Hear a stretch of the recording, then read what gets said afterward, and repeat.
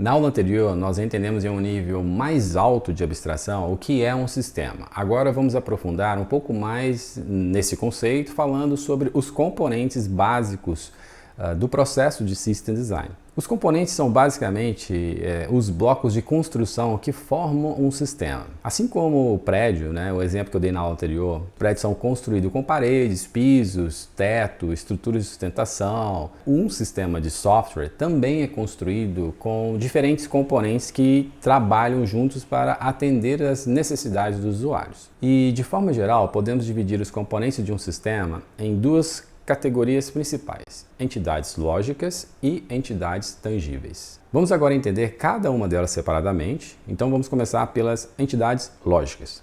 As entidades lógicas representam os elementos conceituais do sistema, ou seja, os componentes que fazem parte da arquitetura do sistema do ponto de vista de software e funcionamento. E um dos componentes mais importantes de qualquer sistema são os dados. Todo sistema existe, em grande parte, para processar, armazenar ou disponibilizar dados. Mas aonde os dados ficam armazenados? Eles são armazenados em bancos de dados ou databases. Os databases formam o core, ou seja, o núcleo central dos sistemas. É por meio deles que conseguimos armazenar informações, disponibilizá-las para os usuários. Porém, os usuários não acessam diretamente os bancos de dados. É assim: para que o usuário possa consultar, gravar ou remover informações, é necessário que existam componentes intermediários que façam essa comunicação. É nesse ponto que entram as aplicações. As aplicações podem ser, por exemplo, aplicações web, desktop ou mobile. Essas aplicações funcionam como camada responsável para intermediar a comunicação entre nós, usuários, e os bancos de dados. Ou seja, elas recebem solicitações dos usuários, processam essas solicitações e interagem com os bancos de dados para recuperar ou armazenar as informações. Agora, imagine o seguinte cenário: as aplicações estão sendo executadas em um computador e o banco de dados está sendo executado em outro computador diferente. Nesse caso, essas duas máquinas precisam se comunicar e essa comunicação só é possível graças aos protocolos de comunicação. Protocolos como TCP, IP, HTTP, HTTPS, FTP, SFTP, DNS e uma série de outros protocolos de comunicação. Eu sei que acabei de discorrer aqui de uma sopinha de letrinhas para você, mas não se preocupe, alguns deles possivelmente você já deve ter ouvido falar, mas esses são só alguns exemplos de entidades lógicas que permitem que duas máquinas troquem informações. Graças a esses protocolos, diversos componentes de um sistema conseguem se comunicar através da rede, ou também podemos chamar de network. Deixe-me abrir um rápido parênteses antes de seguirmos em diante. Durante o curso, eu vou usar vários termos em inglês. Primeiro porque a maior parte das linguagens de programação foram escritas em inglês, o que faz com que nós, brasileiros, que atuamos na área de TI, temos que interagir com a língua inglesa, gostando ou não. E segundo, porque mesmo no mercado brasileiro de TI existem estes termos, melhor dizendo, em inglês, são amplamente conhecidos, utilizados e, portanto, muito provavelmente você será arguido em uma entrevista de emprego ou durante uma situação de projeto com perguntas ou colocações utilizando esses termos em inglês, ok? Bom, mas continuando, em outras palavras, as aplicações podem se comunicar entre si através de uma rede de computadores, utilizando esses protocolos de comunicação. Além disso, no nível de software, aplicações e serviços podem se comunicar através de requests, normalmente implementados por meio de APIs, REST, RPCs e SOAP. Esses mecanismos de comunicação serão estudados em mais detalhes ao longo deste curso. Outro componente importante em muitos sistemas é a chamada camada de apresentação, também conhecida como Presentation Layer ou Front-End Layer. Essa camada é responsável por exibir informações para os usuários e interagir com os usuários. Ela é muito comum em sistemas web, mobile, desktop. Por outro lado, existem sistemas que não possuem uma camada de apresentação. Um exemplo disso são os sistemas de logs, que muitas vezes funcionam apenas processando ou armazenando informações internamente, sem uma interface visual direta com os usuários. Todos esses componentes que discutimos até agora, aplicações, banco de dados, protocolos, serviços, são executados ou, como é mais comum da gente dizer na área de TI, eles rodam em computadores em instâncias.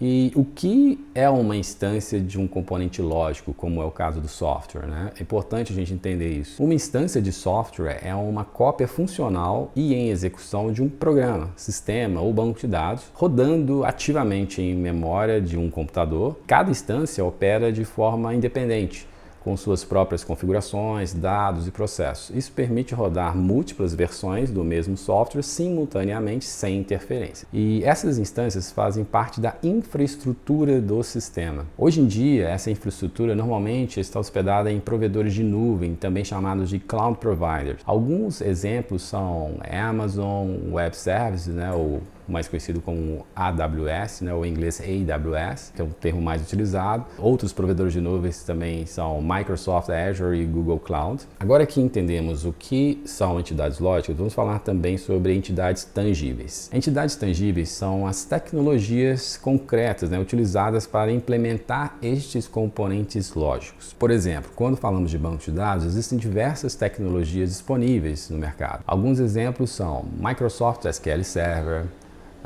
Oracle, PostgreSQL, MongoDB, e cada uma dessas tecnologias pode ser utilizada para implementar um componente lógico, por exemplo, Database, que é o banco de dados. Da mesma forma, para implementar aplicações e serviços, utilizamos as linguagens de programação, frameworks e mecanismos de comunicação, como APIs ou RPCs. Já na camada de apresentação, ou a Presentation Layer, Front-End Layer, que é responsável por mostrar as informações para os usuários e receber as interações deles, utilizamos tecnologias de linguagem de programação muito comum utilizarmos como React, JavaScript, HTML, CSS. Para desenvolvimento de aplicações mobile, precisamos abrir um parênteses também, porque existem tecnologias específicas, porque a grande maioria dos telefones mobile rodam em sistemas operacionais Android ou iOS, iOS nesse caso da Apple. E outro aspecto fundamental dentro da arquitetura de sistemas é a segurança da informação. Existem mecanismos e protocolos de segurança responsáveis por garantir que os dados estejam protegidos e que o sistema não esteja vulnerável a ataques ou vazamentos de informações. Todas essas tecnologias são instaladas e executadas em computadores físicos ou virtuais que formam a camada de hardware da arquitetura. Essa camada pode ser gerenciada por provedores de nuvem, né, os chamados Cloud Hyperscalers, ou pode estar instalada em um data center próprio da empresa. Quando a infraestrutura está hospedada no próprio data center da empresa, esse modelo é chamado de on-premises. Bom, agora vamos juntar todos esses elementos para visualizar como eles se relacionam. Observem esse diagrama. Tem um diagrama simples, que representa uma visão bem de alto nível de um sistema. Nesse diagrama temos primeiro a camada de apresentação, também denominada como Presentation Layer, como eu falei, ou Front-End Layer.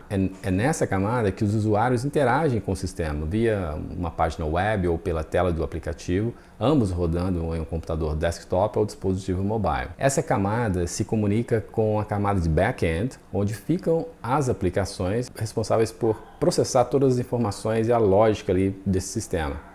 Essas aplicações, por sua vez, interagem com os bancos de dados que armazenam e gerenciam essas informações. Todas essas aplicações e bancos de dados são executados em instâncias dentro de outras máquinas, ou seja, computadores físicos ou virtuais. Essas máquinas se comunicam entre si através da rede, representada neste diagrama que você pode ver pelas setas azul, que conectam os diferentes componentes.